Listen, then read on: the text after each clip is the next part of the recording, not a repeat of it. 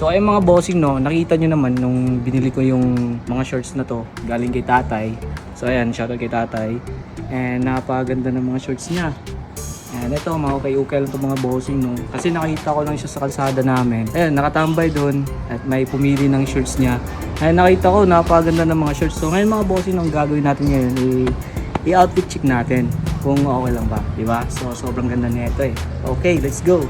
Kaya mga bossing no, ito yung una natin i-fit mga bossing. Ayan. Ito sa t-shirt ko, may tag pa siya.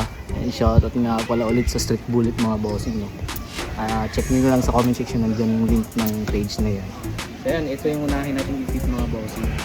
Ito siya, navy blue na para siyang naging acid wash na siya. Pero nagustuhan ko naman yung niya, yung kulay niya kasi para siyang vintage.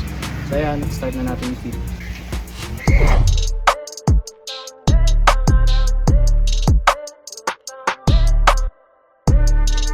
Sunod namang i-fit natin mga bossing no. Ito yung kulay black.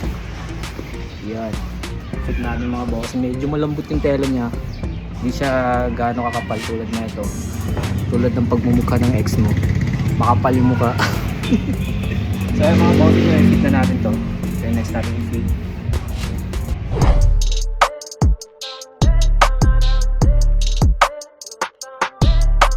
Then next natin i-fit mga bossing no. Ito yung kulay niya para sa cement gray.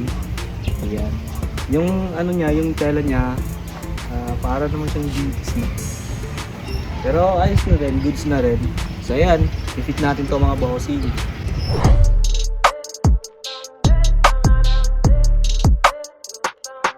So yung mga bossing no, tapos natin i-fit lahat. And overall mga bossing, nakapaganda ng shirts na bilhin ni tatay. And kung makita niyo siya, nag-stroll lang siya sa kalsada.